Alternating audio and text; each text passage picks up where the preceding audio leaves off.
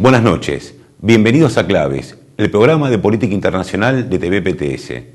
Esta noche veremos primero un informe sobre la situación actual en Pakistán y luego cómo va la marcha de la campaña de repudio al asesinato de dirigentes obreros en Venezuela. La primera semana de mayo, mientras el presidente norteamericano Barack Obama recibía en Washington a los presidentes de Afganistán, Hamid Karzai, y de Pakistán, Asif Zardari, se conoció la noticia de que más de 150 civiles afganos habían sido asesinados por los bombardeos de las fuerzas de ocupación de la OTAN en la provincia afgana de Faraj. Estos asesinatos, bautizados durante el gobierno de Bush con el cínico y pomposo nombre de daños colaterales, continúan bajo la nueva administración de Obama, mostrando que lejos quedan las ilusiones de aquellos que, con la esperanza de poner fin a la odiada guerra de Irak, habían votado a Obama para terminar con la llamada guerra contra el terrorismo. Por el contrario, la cumbre tripartita que se celebró en Washington fue el escenario en que Obama les exigió a los presidentes de Afganistán y Pakistán una mayor colaboración con las tropas de la OTAN en los combates contra el Talibán y Al-Qaeda. Obama no solo está profundizando la ofensiva militar en Afganistán, reforzando las tropas de ocupación, sino que la guerra se extendió hacia provincias del norte de Pakistán. Para que no queden dudas sobre el grado de sometimiento, tras la presión norteamericana, el presidente pakistaní, Asif Zardari, lanzó una ofensiva militar sobre la zona del valle de Swat, que había quedado bajo control de los talibanes locales. Esta ofensiva cuenta con el apoyo del Parlamento y del principal líder de la oposición, el expresidente Nawaz Sharif. En un discurso televisado, el primer ministro pakistaní declaró rápidamente una guerra generalizada contra los talibanes en su territorio y en pocas horas el ejército lanzó, a pedido de Estados Unidos, una agresiva operación militar apoyada por helicópteros artillados, aviones cazas y artillería pesada contra la provincia de la frontera noroeste, donde se encuentra el valle de Swat. El agua, la electricidad y las líneas de comunicación fueron completamente cortadas. En los distritos más afectados de Swat, Buner y Shangla, aproximadamente un 70% de la población ha huido para salvar su vida.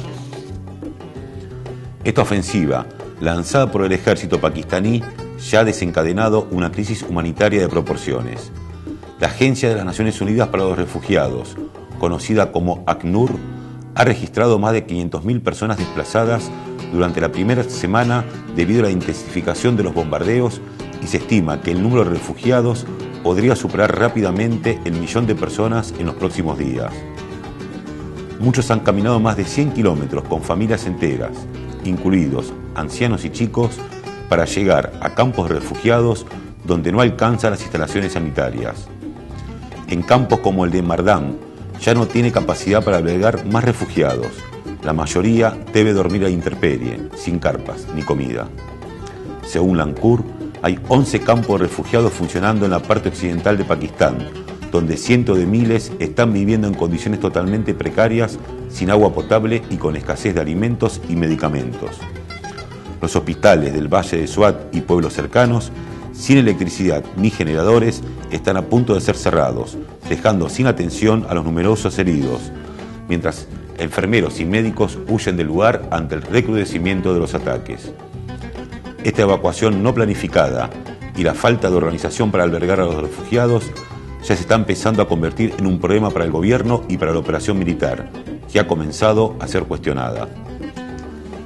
La situación amenaza con convertirse en un terremoto político para el gobierno de Zardari, que suma esta verdadera catástrofe humanitaria a la situación de penuria económica y a la enorme desigualdad social que vive Pakistán. El país atraviesa una profunda crisis económica y la situación de los trabajadores y el pueblo pakistaní ha empeorado bajo el gobierno de Zardari.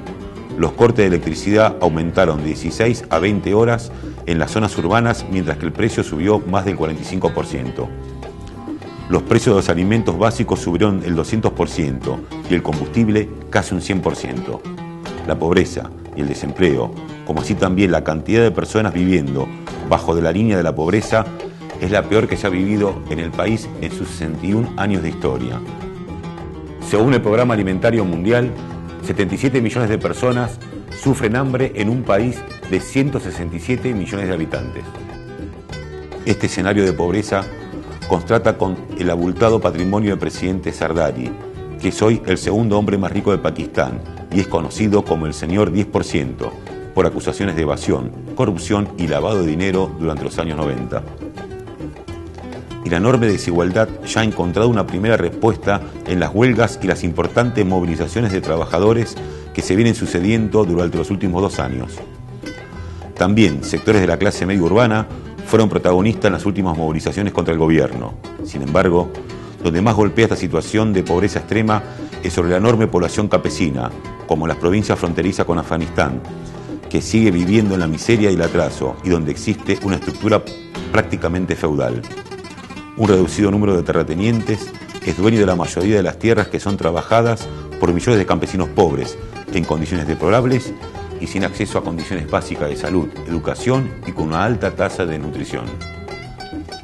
Esta enorme miseria, que contrasta con la riqueza y el poder político de la élite terrateniente, es la base sobre la que se apoya el talibán para avanzar sobre áreas como el Valle de Swat.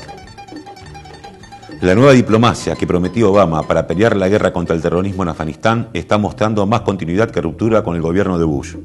Cuando están en cuestión los intereses del imperialismo norteamericano, ningún presidente estadounidense duda de usar sus fuerzas armadas para invadir, ocupar o bombardear. Lejos de la propaganda oficial que justifica la brutal ofensiva militar bajo el argumento de aplastar a un puñado de terroristas oscurantistas, el ejército pakistaní está actuando como fuerza de choque de Estados Unidos, persiguiendo, asesinando y obligando al desplazamiento de millones de pakistaníes.